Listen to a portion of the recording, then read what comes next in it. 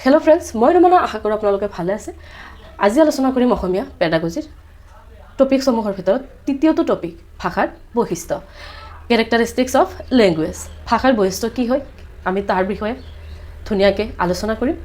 তাৰ আগতে এটা কথা কব বিচাৰিছো, আপোনালোকে যদি ভিডিওবোৰ চাই আছে কিন্তু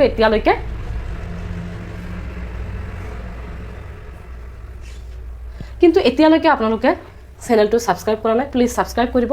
কাৰণ সাবস্ক্ৰাইব কৰোতে কোনো ধৰণৰ এফৰ্টছৰ প্ৰয়োজন নাই। আমি যিমান আপোনালোকৰ কাৰণে কষ্ট কৰি আছো তাৰ বিনিময়ত জাস্ট এটাই কথা কওঁ আপোনালোকক, সদায় প্লিজ চেনেলটো সাবস্ক্ৰাইব কৰিব। সাবস্ক্ৰাইব কৰিলে কোনো ধৰণৰ আপোনালোকৰ ক্ষতিও নহয় বা কষ্টৰ প্ৰয়োজন নহয়। এবাৰ ভাবি চাওক, ইমান কষ্ট কৰি আপোনালোকৰ কাৰণে যিয়ে নহওক বহুত কষ্ট কৰি আপোনালোকৰ কাৰণে ভিডিঅ'বোৰ আনি আছো। टपिक वाइज भिडिओ आनिছোঁ, मेराथन आनिছোঁ। যদি একেলগে যাব বিচাৰে মেৰাথনখন চাব, যদি এক্সট্ৰাকে চাব বিচাৰে আপোনালোকে এতিয়া যিবোৰ পাৰ্ট वाइज ভিডিও আনি আছোঁ এইবোৰ আপোনালোকে চাব পাৰিব। তো আপোনালোকে চেনেলটো প্লিজ সাবস্ক্ৰাইব কৰিব আৰু ভিডিওটো লাইক কৰিব। আৰু যদি আপোনালোকে নোটছবোৰ ল'ব বিচাৰে দেন আপোনালোকে assamtet.com ইয়ালৈ ভিজিট কৰিব। ইয়াত গৈ আপোনালোকে যিমান পাৰে বেছি বেছি প্ৰেক্টিছ কৰি থাকক, মক টেষ্টবোৰ দি থাকক। ইয়াত ফ্ৰী মক টেষ্ট দিয়া আছে, কোনো ধৰণৰ पे কৰিব নালাগে, পেমেন্ট কৰিব নালাগে, ফ্ৰী আছে, টেনশন ল'ব নালাগে। যিমান পাৰে আপোনালোকে প্ৰেক্টিছ কৰি থাকক। তো এতিয়া চোৱা যাওক ভাষাৰ বৈশিষ্ট্যবোৰ কি হয়। চাব ভাষাৰ বৈশিষ্ট্যবোৰ কি আছে। আপোনালোকৰ লগত মই এই ভাষা কি, ভাষাৰ প্ৰকৃতি বৈশিষ্ট্য এইবোৰ আলোচনা কৰিছোঁ। আপোনালোকৰ লগত মই প্ৰিভিয়াছ ইয়াৰৰ যেতিয়া কুৱেশ্যন আলোচনা কৰিছিলোঁ তেতিয়া চাবই পাৰিছে যে কুৱেশ্যন দিয়া থাকে যে তলত কোনটো ভাষাৰ বৈশিষ্ট্য হয়। আপুনি যে বৈশিষ্ট্যটো বিচাৰি ওলাব, কেনেকৈ ওলাব? যেতিয়া আপুনি বৈশিষ্ট্যবোৰ জানিব পাৰিব তেতিয়াহে আপুনি ওলাব পাৰিব কোনটো ভাষাৰ বৈশিষ্ট্য হয়, কোনটো প্ৰকৃতি হয়। তেতিয়াহে আপুনি তাক চিনি পাব বা ওলাব পাৰিব। সেইকাৰণে মই এইবোৰ ভাগ ভাগকৈ আলোচনা কৰিছোঁ যাতে আপোনালোকৰ কোনো ধৰণৰ কনফিউজন নাথাকে। এতিয়া চাব কি কৈছে। এক নম্বৰত কৈছে ভাষা এটা এক কণ্ঠধ্বনি। ভাষা কি কৈছে? কণ্ঠধ্বনি বুলি কৈছে। কিয় কৈছে? কণ্ঠ মানে বুজিয়ে পায়, কণ্ঠধ্বনি বা কণ্ঠস্বৰ বা শব্দৰ জৰিয়তে আমি কি আমাৰ ভাৱ বা চিন্তা প্ৰকাশ কৰোঁ। কণ্ঠধ্বনিয়ে কি কৰে? শব্দৰ ৰূপত ভাৱ প্ৰকাশ কৰে। কণ্ঠধ্বনি আমি যিবোৰ মুখৰ বা কণ্ঠৰ যিবোৰ ধ্বনি থাকে, শব্দ থাকে, তাৰ মাজেদিয়েতো আমাৰ মনৰ ভাৱ প্ৰকাশ কৰোঁ, কৰোঁনে নাই? যাৰ বাবে ভাষা কি কোৱা হয়? এটা কণ্ঠধ্বনি বুলি কোৱা হৈছে। আপোনালোকৰ যদি লাগে আপোনালোকে লিখি ল'ব পাৰিব নোটছখিনি, ধুনীয়াকৈ টুকি ৰাখি দিব।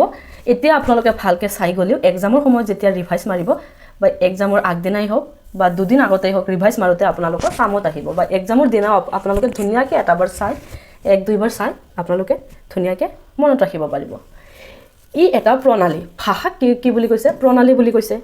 প্ৰণালী বুলি কিয় কৈছে? ভাষা ব্যৱহাৰৰ কি থাকে? একোটা নিয়ম নীতি থাকে। প্ৰণালীৰ মাধ্যমেদি বা আমি নিয়ম নীতি বা ব্যাকৰণেই হওক বা শব্দসমূহৰ যিবোৰ বাক্যৰ সজ্জা আছে সেইবোৰ নিয়মৰ দ্বাৰা শিকোৱা হয়। ডাইৰেক্ট ভাষাটা কি আমি যধে মধে এটা কথা কৈ দিলে নহ'ব, আমি এটা প্ৰণালীৰ মাধ্যম পদ্ধতিৰ মাধ্যমেদি কথা ক'ব লাগিব। তেতিয়া সেই ভাষাই কি পাব? অৰ্থ পাব। আমি যধে মধে এটা কৈ দিলে হ'ব নেকি? ভাষাটোকে কেতিয়া উপলব্ধি কৰি আমি হেৰি কৰিব পাৰিম? যেতিয়া অৰ্থ প্ৰকাশ কৰে। অৰ্থ প্ৰকাশ নকৰিলে ভাষাটো ভাষা হৈ নাথাকে, এনেই এটা শব্দযুক্ত হৈ থাকিব। সেইবাবে ভাষাক কি বুলি কৈছে? এটা প্ৰণালী বুলি কৈছে। ভাষা কি? ভাষাই খণ্ডিত বুলি কৈছে। খণ্ডিত বুলি কিয় কৈছে এতিয়া চাওক আপোনালোকে।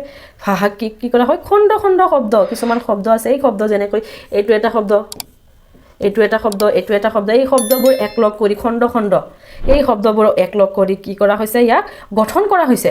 গঠন কৰাৰ বাবে কি হৈছে? এই বাক্য আৰু বাক্যখিনিৰ সম্পূৰ্ণ সংযোগৰ বাবে খণ্ডিত ভাৱত আছে। সেই খণ্ডিত ভাৱবোৰ একলগ কৰি এটা নিৰ্দিষ্ট অৰ্থ প্ৰকাশ কৰা হৈছে। এই খণ্ডবোৰ যে একলগ কৰা হ'ল, অৰ্থ প্ৰকাশ কৰা হ'ল, তাৰ বাবে ভাষাক কি বুলি কোৱা হয়? খণ্ডিত বুলি কোৱা হয়।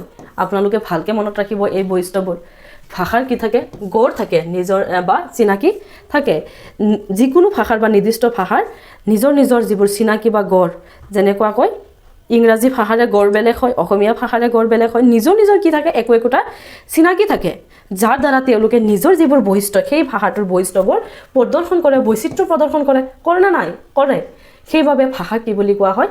নিৰ্দিষ্ট গড় বা চিনাকি থকা বুলি কোৱা হয়। তাৰপিছত কি কৈছে? ই এক প্ৰকাৰৰ সংকেত। ভাষাক সংকেত বুলি কৈছে এই কাৰণেই, কাৰণ আমি ভাষাৰ মাধ্যমেদি নিজৰ যিবোৰ ভাৱ থাকে, মনোভাৱ থাকে সেইবোৰ প্ৰকাশ কৰিব পাৰে। সংকেতবোৰ সাংকেতিকো হ'ব পাৰে আৰু অৰ্থসম্পন্ন হ'ব লাগিব। ই যাদৃচ্ছিক, অৰ্থাৎ ধ্বনি আৰু অৰ্থৰ মাজত কোনো সহজাত সম্বন্ধ নাই, কিন্তু ই ধৰি লোৱা সম্বন্ধহে। ভাষা কি?